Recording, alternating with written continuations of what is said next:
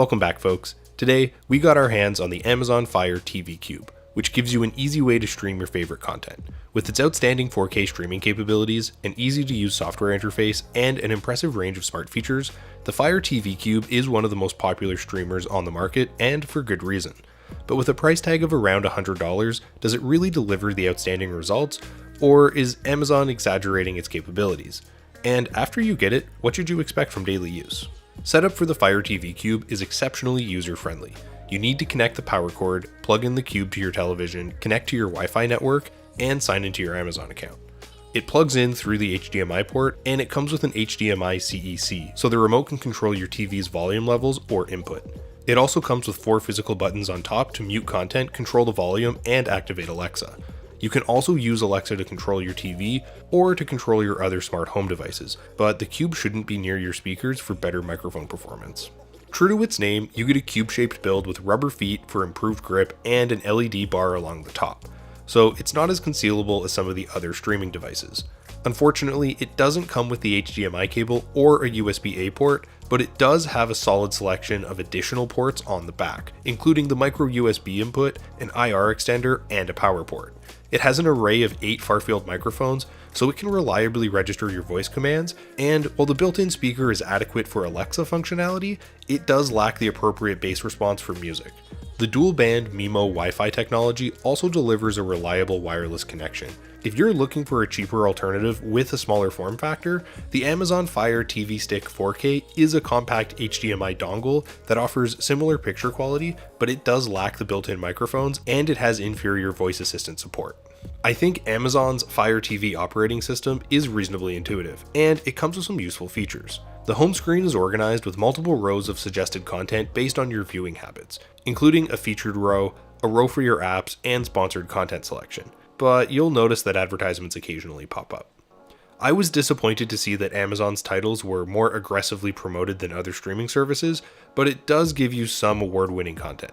It also has several other streaming apps, including Netflix, HBO, Hulu, and PlayStation Vue, and new services are added regularly. You should know that you also get a dedicated YouTube app, which has been absent for around a year, and it does give you convenient access to your favorite videos, streamers, and the expanding library of content. I also like that you get a live section right on the home screen that displays what's playing on Prime or other cable alternatives, and this includes content such as sports. You can also play music from streaming services such as Spotify, Amazon Music, play some light games, and it has a casting feature, although it is somewhat inconsistent. It's also important to know that it utilizes an upgraded hexa-core processor, 2GB of RAM, and 16 gigs of storage that can seamlessly switch between apps with no noticeable pop-up issues. The picture quality is stunning, and it supports advanced formats such as HDR10+ and Dolby Vision to deliver vibrant colors and impressive contrast levels. It can reliably play 4K Ultra HD content at up to 60 FPS, which provides a smooth viewing experience, and it can render videos rapidly with a good internet connection. But you'll need a 4K TV to enjoy these benefits. I was impressed with how well it actually upscales SDR content to the higher resolutions, although some colors are noticeably less bright. It also has Dolby Atmos support for certain titles and 7.1 surround sound that provides an immersive soundscape. You also get the all-plastic Alexa voice remote to control your TV. It has a comprehensive number of controls, including convenient hotkeys to launch Alexa, Prime Video, Netflix, Amazon Music, and a list of apps. I thought the Alexa support provided solid functionality, and it can control your other smart devices, answer questions, or help you search for content hands-free. It also displays visual information on the screen, which I felt drastically improved the usability, but it still requires precise language to function properly. If you're not in the Amazon ecosystem and you want an alternative, the Nvidia Shield TV offers Google Assistant support and a superior gaming performance, but it is more expensive and it offers a comparable performance. All things considered, the Amazon Fire TV Cube is a solid option if you're looking to cut cable costs. With its impressive 4K picture quality and a comprehensive selection of streaming apps, I can see why it's so popular and well regarded as a streaming device. Is it a perfect option for all users? Well, not quite. The Amazon Fire Stick TV 4K is cheaper and smaller, and the Nvidia TV Shield is better for non-Amazon users and gamers.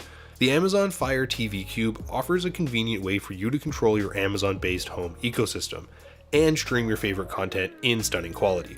While other options are worth considering, I would recommend this if you want a high quality streaming experience, especially if you're already in the Amazon ecosystem.